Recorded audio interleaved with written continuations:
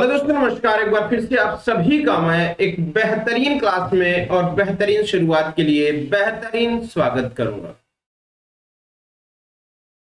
Before we discuss about what I am saying next, एक चीज आपको समझना जरूरी होगा कि आखिर हम जिस चीज की तैयारी कर रहे हैं वास्तव में वो तैयारी किस चीज की है और क्या तैयारी हम कर रहे हैं, पहले तो ये समझना और सीखना होगा।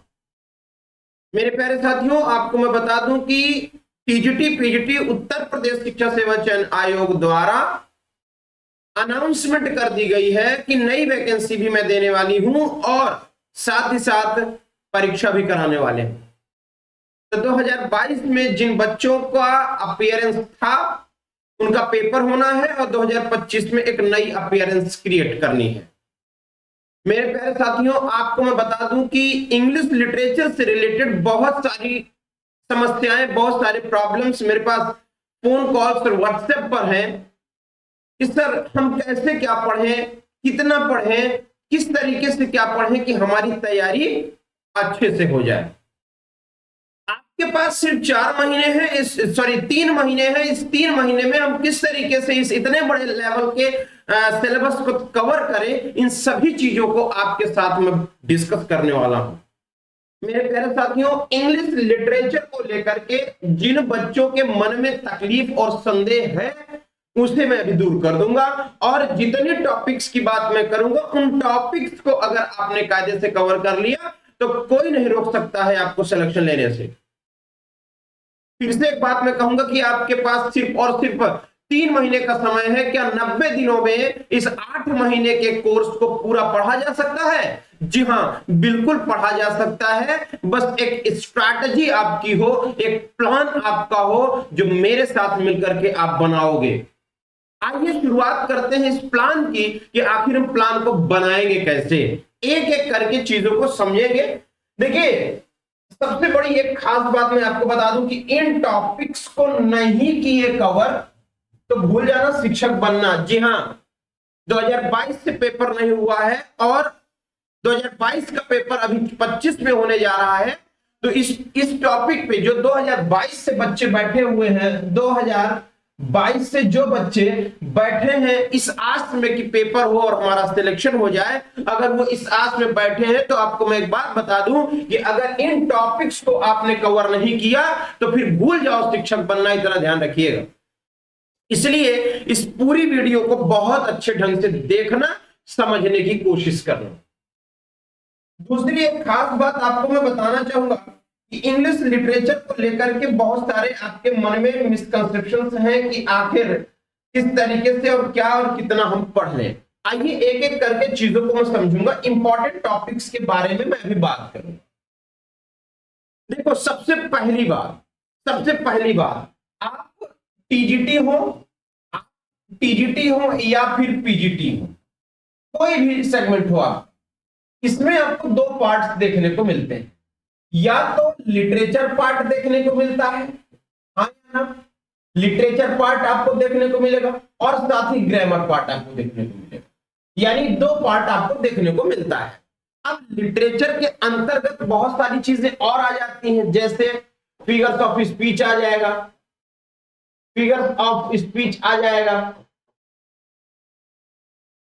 लिटरेरी टर्म आ जाएंगे,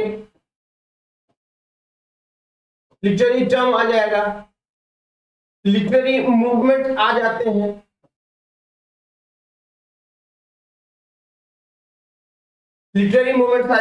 ये जो आपका सीन है, ये वाला फंडामेंटल, ये जरूरी है। कैसे, अभी मैं बताऊं। ग्रामर के सेगमेंट में आपको पूरा फंक्शनल समझना होता है। इसको आपको सारिका मैम बताएंगी।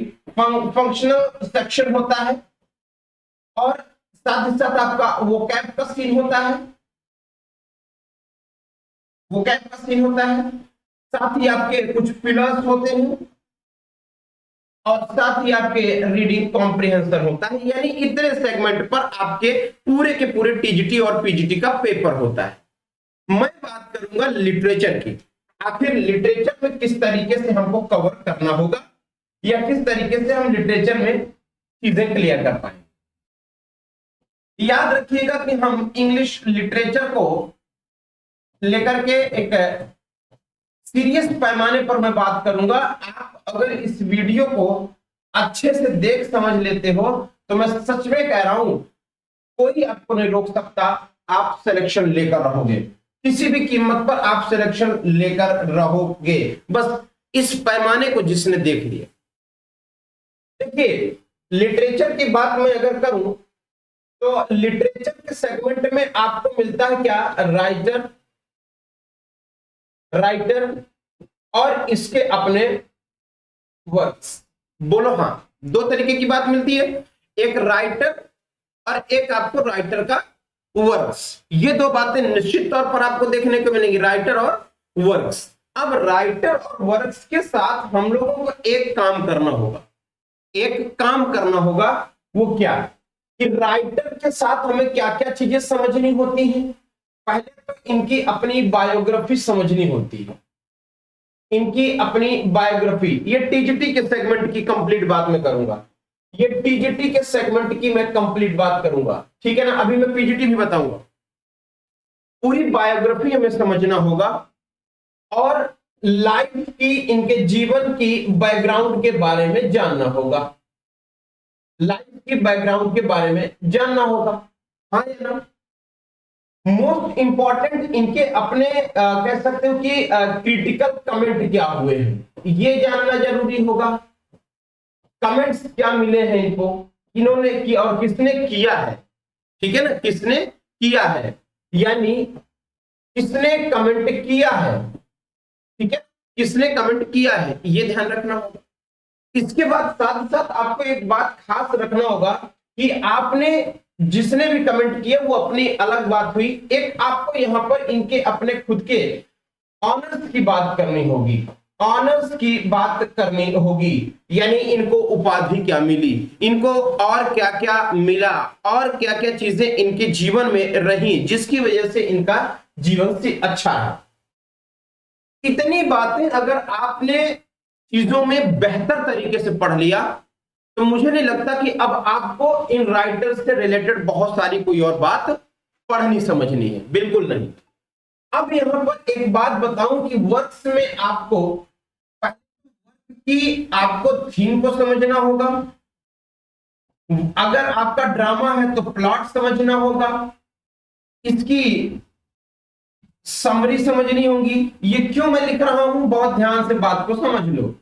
ये इसलिए आपको समझना होगा क्योंकि जब वर्क से रिलेटेड क्वेश्चंस देता है ना, जब क्वेश्चन देता है तो बेसिस क्या होती है, स्टोरी बेसिस होगी, या तो बेसिस होगा क्या, आपकी पोयम का समरी या थीम, यही बेस होगा। तो कहने का मेरा मतलब, अगर आपको पोयम का सेगमेंट देखना है तो आपको लिटरेरी डिवाइसेस भी लेकर के बहुत इंपॉर्टेंट तौर पर चलना होगा, लिटरेरी डिवाइसेस भी आपको बहुत इंपॉर्टेंट लेके चलना होगा। इस पे आपको मोटिव लेकर चलना होगा, इसमें आपको थीम लेकर चलना होगा, इसमें आपको सेटिंग यानी पोयम के साथ आपको ड्रामा या ट्रेजेडी में भी सेटिंग्स का सीन आता है। तो आप में कहीं ना कहीं इतनी सारी पोयम में बातें समझनी होंगी। अगर यही बात ड्रामा में आ गया तो ड्रामा में आपको सेटिंग तो देखनी ही देखनी है, सेटिंग के साथ आपको कैरेक्टर्स देखने होंगे, कैरेक्टर में मेजर और माइनर दोनों देखना होगा, कैरेक्टर के साथ साथ आपको प्लॉट देखना होगा, इसमें आपको एक्ट और सीन देखना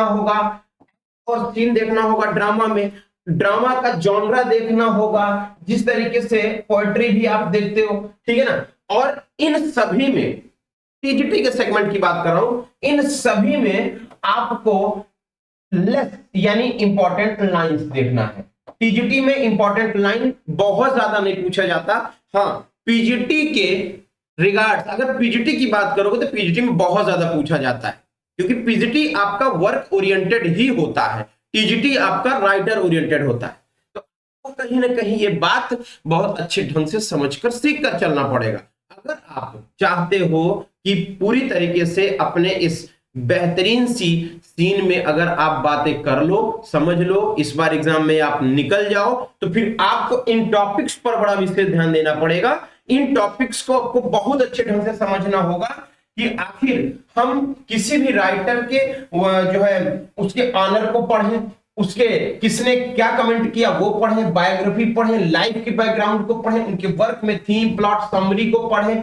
अगर पोयम की बात है तो हम ड्रामा सेट, सॉरी पोयम की बात है लिटरेरी डिवाइसेस जरूर पढ़ें, मोटिव्स पढ़ें, थीम पढ़ें, सेटिंग पढ़ें, और ड्रामा अगर है तो सेटिंग, कैरेक्टर और प्लॉट या फिर एक्ट और सीन। अगर आप इस पैमाने पर तैयारी कर रहे हो तो फिर आपको कोई नहीं रोक सकता, कोई रोक ही नहीं सकता। अच्छा, कुछ क्वेश्चंस होते हैं क्या मिसलेनियस, कुछ क्वेश्चंस मिसलेनियस होते हैं जो हट के होते हैं। वो मैक्सिमम क्वेश्चन आपके या तो हिस्ट्री से होंगे, या तो हिस्ट्री से होंगे, हिस्ट्री इन द सेंस आपके बहुत पुरानी हिस्ट्री नहीं, हाँ जिस जैसे मान लीजिए रोमांटिक एज है तो रोमांटिक एज की हिस्ट्री से, विक्टोरियन एज है तो विक्टोरियन एज की हिस्ट्री से। इस तरीके से आपको अपनी तैयारी बहुत अच्छे ढंग से बनानी है, बहुत अच्छे ढंग से करनी है। ये आपको जरूर इतना टॉपिक्स को बड़ा विशेष ध्यान देकर चलना होगा। इन टॉपिक्स को अगर आपने कवर कर लिया तो फिर आपको टीजीटी और पीजीटी में कोई नहीं रोक सकता है। याद रखिएगा,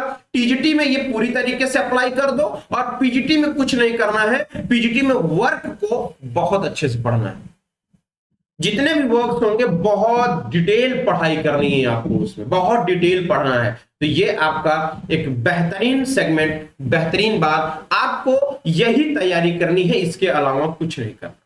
आपके सामने समय कम है और इसी पर आपको तैयारी करनी है। अगर आप लिटरेचर और ग्रामर के कोर्स को लेना चाहते हो तो 98387775 पर कॉल और व्हाट्सएप करो, जल्दी करो, जल्दी लो और जल्दी पाओ। बहुत बहुत शुक्रिया, थैंक यू।